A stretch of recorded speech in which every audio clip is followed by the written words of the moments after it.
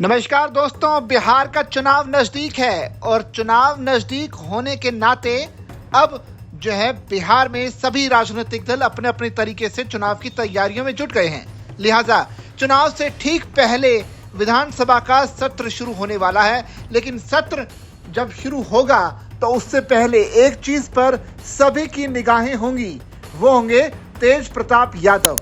कैसे निगाहें होंगी वो आपको इस वीडियो में पूरी तरह से समझाया जाएगा। आप सबसे पहले तो बने रहिए वॉइस ऑफ इंडिया के साथ और चैनल को सब्सक्राइब करना ना भूलिए, क्योंकि यहाँ आपको गारंटी से बिहार चुनाव की हर खबर बड़े ही अनोखे अंदाज में और इंटरेस्टिंग तरीके से आप तक हम पहुंचा रहे हैं। अब बात करें तेज प्रताप यादव की। तेज प्रताप यादव यानी लालू यादव के बड़े बेटे, जो कि इस वक्त पार्टी और परिवार से थोड़ा दूरी बनाए हुए हैं, या यूं कहें कि पिछले दिनों तेज प्रताप यादव ने जो सोशल मीडिया अकाउंट पर कुछ तस्वीरें शेयर की थी, उसके बाद से लालू यादव और पूरा परिवार उनसे नाराज है। लिहाजा उन्हें परिवार से भी दूर कर दिया गया और पार्टी से भी बेदखल कर दिया गया।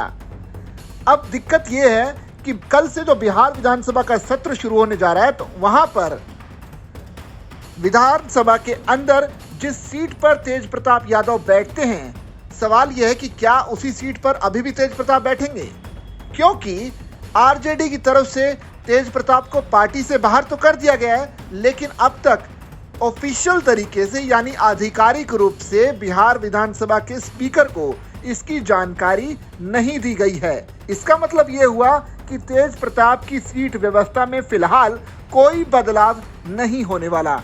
अगर तेज प्रताप 5 दिनों तक चलने वाले बिहार विधानसभा के सत्र की कार्रवाई में हिस्सा लेने आएंगे, तो निश्चित तौर पर वो तेजस्वी के बगल वाली पहले से निर्धारित सीट पर ही बैठेंगे। वैसे आपको बताएं कि खास बात यह है कि जो बिहार विधानसभा का मॉनसून सत्र है वो कल से शुरू होने जा रहा है, यानी 21 जुलाई से ये सत्र शुरू होने वाला है।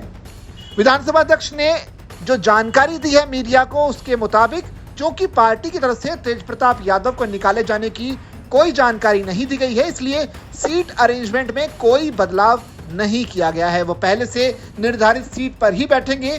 तेज प्रताप तेजस्वी यादव के बगल वाली सीट पर बैठते हैं, इसलिए अब इस बात में लोगों की दिलचस्पी बढ़ गई है कि क्या तेजस्वी और तेज प्रताप एक बार फिर विधानसभा में साथ साथ बैठे हुए नजर आएंगे।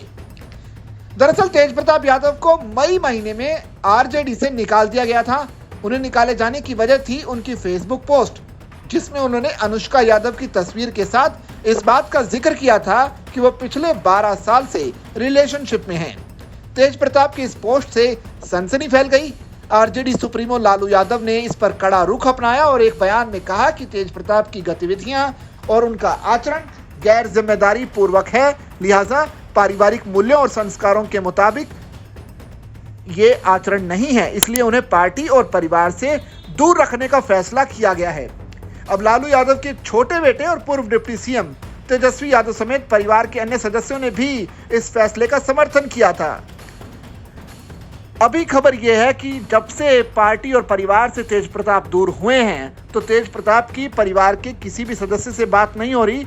सबसे ज्यादा बात अगर उनकी किसी से होती है तो वो है उनकी मां यानी राबड़ी देवी, जो कि बिहार की पूर्व मुख्यमंत्री भी हैं।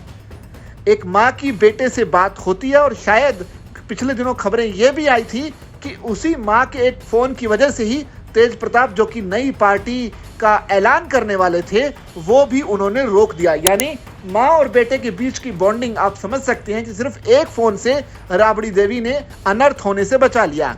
इसी बीच 18 जुलाई को यानी 2 दिन पहले ये खबरें आई थी कि तेज प्रताप आरजेडी से निष्कासन के बाद अब नए राजनीतिक विकल्प की तलाश में जुटे हैं। ऐसे में वो नया राजनीतिक दल बना सकते हैं। 5 बजे प्रेस कॉन्फ्रेंस निर्धारित थी, मीडिया भी पहुंच गई।